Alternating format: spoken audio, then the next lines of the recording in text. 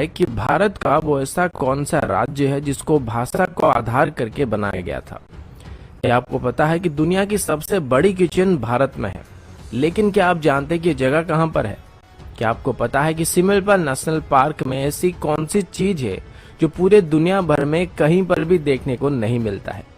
क्या आपको ये भी पता है कि चंद्रगुप्त मौर्य जिन्होंने पूरे भारत को जीत लिया था, उन्होंने कभी भी कलिंग पर हमला करने का साहस क्यों नहीं किया था?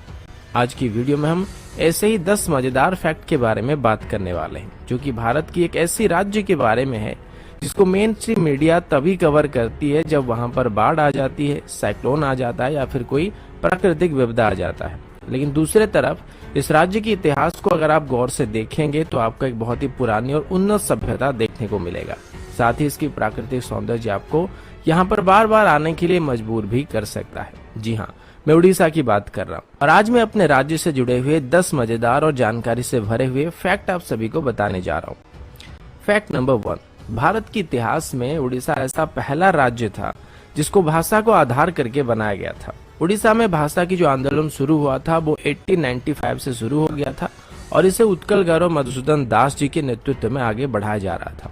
और फाइनली भारत को आजादी मिलने से पहले ही यानी कि 1936 में ही उड़ीसा को भारत का पहला राज्य बना दिया गया जिसको भाषा को आधार करके बनाया गया था। फैक्ट नंबर 2, उड़ीसा के बरगढ़ डिस्ट्रिक्ट में हर साल धनु यात्रा को आयोजित किया जाता है, जिसमें भगवान श्री कृष्ण और कंस मामा की कहानी को नाटक के रूप में दर्शाया जाता है। इस यात्रा को करीब 8 किलोमीटर की रेडियस में आयोजित किया जाता है और इसे दुनिया का सबसे बड़ा ओपन एयर थिएटर कहा जाता है और इस वजह से इसको Guinness book of world record में भी मान्यता दिया गया है। इस फेस्टिवल में कोई भी प्री रिटन स्क्रिप्ट नहीं होता है और इस फेस्टिवल के दौरान कंस वहां पर किसी भी इंसान को दंड दे सकते हैं। और एक बार तो उड़ीसा के पूर्व चीफ मिनिस्टर स्वर्गीय बिजू पटनायक जी को भी कंस राजा को फाइन देना पड़ा था। फैक्ट नंबर 3, उड़ीसा का जो परंपरागत नृत्य है उसको ओडिसी कहा जाता है और ये बात बहुत सारे लोग जानते होंगे। इस नृत्य को सीखने के लिए देश विदेश से लोग यहाँ पर आते हैं, लेकिन ये नृत्य सिर्फ उड़ीसा के लिए गर्व की बात नहीं है, ये पूरे भारतवर्ष की एक पुरानी सभ्यता का प्रतीक है। इस नृत्य कला के बारे में हमारी पुरानी संस्कृत स्क्रिप्चर्स नाट्य शास्त्र में बताया गया है और इसको भारत का सबसे पुरानी नृत्य कला में से एक माना जाता है। इसको मुगल रूल के दौरान या फिर ब्रिटिश रूल के दौरान सप्रेस करने की भी कोशिश की गई थी, लेकिन स्वाधीनता मिलने के बाद इसको हमने दोबारा रिवाइव करने में कामयाबी हासिल कर लिया था। फैक्ट नंबर 4, क्या आपको पता है कि ताजमहल के बनने से काफी पहले से ही कोणार्क टेम्पल को बना दिया गया था और सबसे बड़ी बात यह है कि इसको समंदर के अंदर बनाया गया था। अगर आप कभी भी कोणार्क टेम्पल घूमने के लिए आए होंगे तो आपने देखा होगा कि किस तरीके से बारीक खुदाई करके पत्थरों में अद्भुत कलाकारी का प्रदर्शन किया गया था, जो कि उस वक्त के ओडिया आर्किटेक्चर के बारे में सोचने में मजबूर करता है।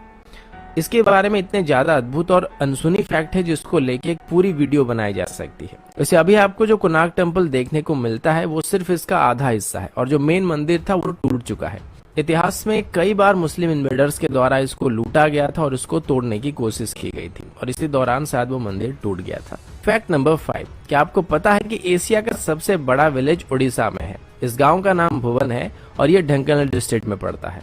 फैक्ट नंबर 6, उड़ीसा के मयूरभंज डिस्ट्रिक्ट में ऐसे पत्थर पाए जाते हैं जो कि लगभग 3 बिलियन साल पुराने हैं और अगर पृथ्वी की बात करें तो ऐसा माना जाता है कि पृथ्वी की उम्र करीब 4.5 बिलियन ईयर है।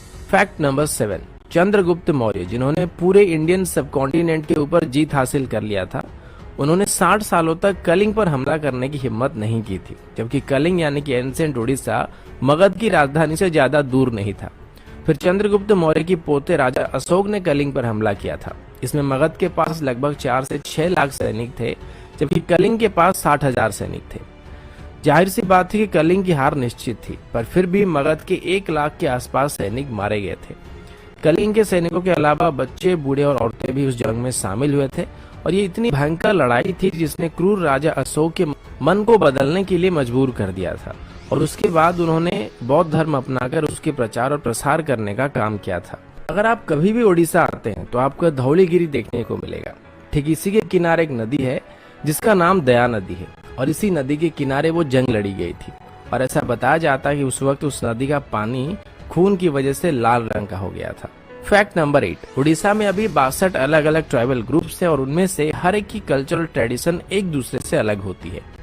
फैक्ट नंबर 9, आप सब सिमलपाल नेशनल पार्क के बारे में जानते होंगे, जो कि रॉयल बंगाल टाइगर्स के लिए फेमस है। लेकिन क्या आप जानते हैं कि यहाँ पर दुनिया की सभी प्रकार की ऑर्चिड पाए जाते हैं और पूरे दुनिया भर में कहीं पर भी ऐसी जगह नहीं है जहाँ पर ऑर्चिड की सभी वैरायटी पाई जाती हो। Fact number 10।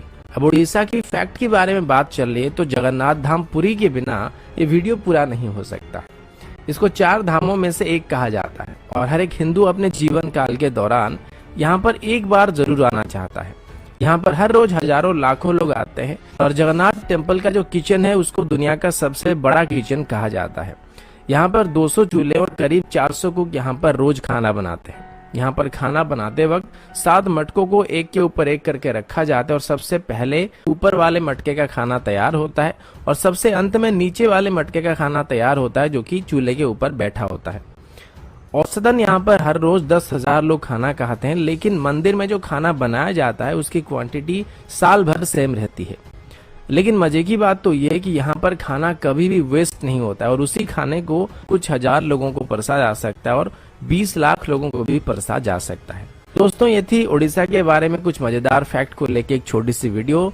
आशा करता हूँ वीडियो आप सभी को पसंद आया होगा। अगर आपको वीडियो